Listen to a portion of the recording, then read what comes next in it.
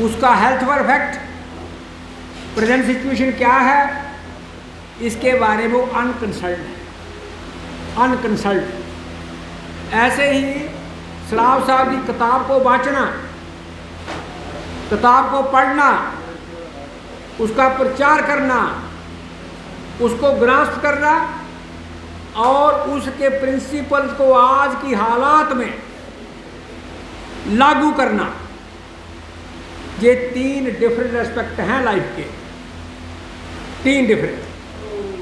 कि आरपी सराफ की किताब को पढ़ना, उसका प्रचार करना, उसको अंडरस्टैंड करना, उसको ग्रास्प करना और ऑब्जेक्टिव रियलिटी के मुताबिक उसको लागू करना। तो मैं सिर्फ एक टॉपिक रहा जिसमें हूँ। अच्छा, ये नहीं बोली मैंने हिंदी, आप तो अंग्रेजी बोल रहे हो। कहाँ बोला कि किताब को पढ़ना वो उसको मतलब कि समझना और आज के हालात के मुताबिक उसको लागू करना। अच्छा चलो ठीक है। अच्छा, एक बात है राजनीतिक एम्पावरमेंट, मैं इसी टॉपिक पर बात करूँ, पॉलिटिकल एम्पावरमेंट में बात करूँगा मैं, कि कोई आदमी 18 साल से ऊपर ऐसा नहीं है जो वोट नहीं डालता।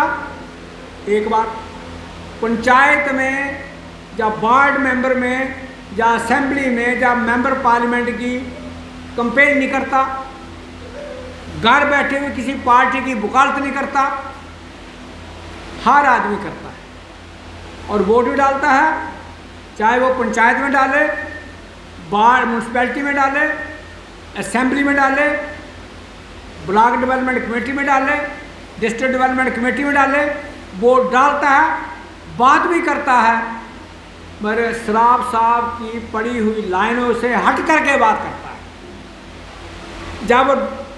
जब बात आती है मीटिंग में तो प्रचार करते हैं, पढ़ते हैं, जब इसी बात को समाज में ले जाना हो फिर हम उससे डीलिंग हो जाते हैं अनकंसर्न, जैसे वो बच्चा। अभी एक बात है सिर्फ इसमें,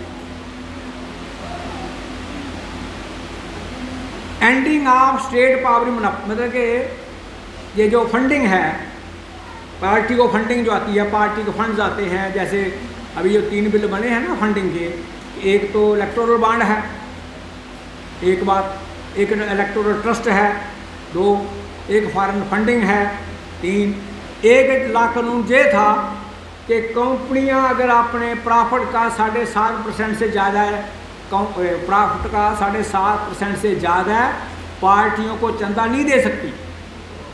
अब ये 7.5% वाला कानून हटा दिया है कि कोई भी कंपनी, कोई भी फर्म वो अपना 100% प्रॉफिट को पार्टी को चंदा दे सकती है। अगर आपको ABC किसी को भी बाहर से वो डॉलर आएंगे कनाडा से या कहीं से, तो वो जो foreign currency regulating act authority पीछे घूमती है, आपको पैसे कहाँ से आ गए बाहर से, पार्टियों को कोई नहीं पूछता। अब जब ये अब बात करते हैं कि फंडिंग का खर्चा सरकारी होना चाहिए, ये तो प्रचार हम करेंगे डट के, सराफ साहब ने कहा है, मगर ये नहीं कहेंगे कि इलेक्टोरल बॉन्ड बंद होने चाहिए, इलेक्टोरल ट्रस्ट बंद होने चाहिए। क्यों नहीं कहते? इसका मतलब कि ये जो अंडरस्टैंडिंग बनी हुई हमारी कि सराफ साहब को रखा हमने एक बक्से में और समाज को अपनी डे टू डे लाइफ में रखा एक बक्से में, इन दोनों को मिक्सअप नहीं होने देते। जब तक आप उस थाट को, उस विचार को, उस विचार को एक बक्से से निकाल के समाज में लागू नहीं करते, तब तक बात अधूरी है, तभी तो कुछ बनता नहीं है। कौन आदमी है जो पंचायत में कंपेन नहीं करता?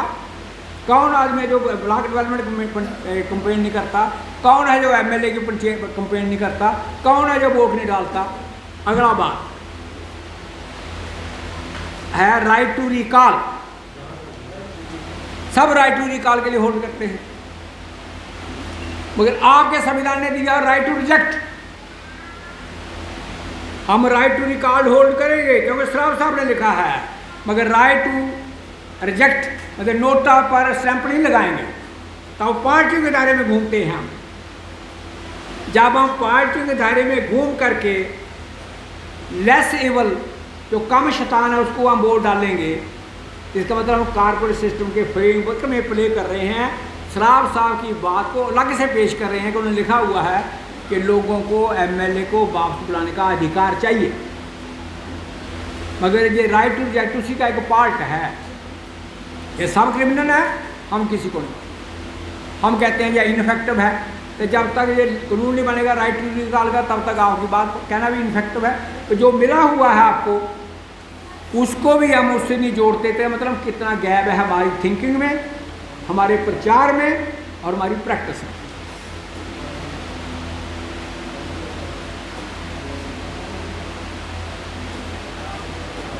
एक बात है कि जितने भी डेवलपमेंट फंड आते हैं एमएलए को, एमपी को, वो हम कहते हैं कि बंद होने चाहिए। ऐसे ही वार्ड मेंबर के कोई नाम पे ही फंड आते हैं, जब म्यूनसिपैलिटी का आता है तो इस वार्ड को इतने पैसे, इस म्यूनसिपैलिटी को इतने वार्ड में फंड मिले हैं। क्यों नहीं हम इस बात पर करते कि जितना भी फंड आए उसका प्लान गांव से लेकर के ऑल ओवर इंडिया तक इकट्ठा बने और उसके लिए रूरल डेवलपमेंट के लिए फंड आ जाए, अर्बन के डेवलपमेंट के लिए फंड बने और उसके फंड आ जाए। उस चीज़ से हटा करके जब इस दखलंदाजी पर आते हैं कि हमारा एमएलए को जो 5 करोड़ रुपया मिलेगा या 2 करोड़ मिलेगा वो हमारे मुताबिक इस्तेमाल करेगा, इसका मतलब हम सरकारी खाते को जो पब्लिक मनी है उसकी यूटिलिटी को, उसकी इस्तेमाल को हम राजनीतिक करना चाहते हैं, पब्लिक सर्विस में नहीं लगाना चाहते। जब पैसे का इस्तेमाल राजनीति से किया जाए, पॉलिटिकल आउटलुक से किया जाए, राजनीतिक दृष्टिकोण से किया जाए, उसको पब्लिक अप्रोच से हटकर कर दिया जाए, इसका मतलब हम वो बात कर रहे हैं जो सराफ साहब ने कहा उसके उल्ट कर रहे हैं।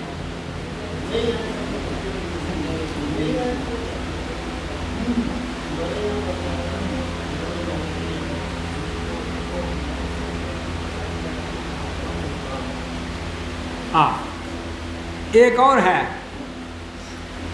कि जो कैंडिडेट हो वो स्पॉन्सर्ड हो, है ना। ये बात कहने वाली, एक स्पॉन्सर जिसको 1000 आदमी करे, मतलब उसको 1000 आदमी किसी कैंडिडेट को स्पॉन्सर करे तो वो कैंडिडेट बन सकता है एमएलए का, वॉलंटरली पीपल्स का। अब जब हम पार्टी में गुटबंदी देखते हैं, पार्टियों में कांग्रेस में गुटबंदी है, बीजेपी में गुटबंदी है, एनसी में गुटबंदी है, पीडीपी में गुटबंदी है, तो क्यों ना ये प्रचार किया जाए कि जिन पार्टियों में गुटबंदी है वो पार्टियां अपना कैंडिडेट सिलेक्ट कराने के लिए ही रेफरेंडम कराएं। पहले बात तो कहने की है ना कि जब हम कहते हैं कि पब्लिक पीपल्स कैंडिडेट वो होगा जिसको 1000 आदमी स्पॉन्सर करे, यही बात उन पर लागू कर दी जाए कि जो पार्टी के अंदर गुटबंदी है उसमें एक गुट को टिकट मिले, दूसरा गुट को टिकट मिले, इसका फैसला करने के लिए पार्टियां अपने कैंडिडेट को पीपल से स्पॉन्सर करवाएं, ताकि उसे पार्टियां जो हैं वो पीपल के ताबिया बनेंगी आस्ता आस्ता के, जिस पार्टी के कैंडिडेट को पीपल ज़्यादा स्पॉन्सर करेंगे वहाँ पीपल का राइट असल्ट होकर के वहाँ की पार्टी की प्रेसिडेंटी की मोनोपोली पावर जो है कि टिकट काट इसको दे दी, टिकट काट इसको दो, वो डीम पावर होगी पार्टी लाइन से।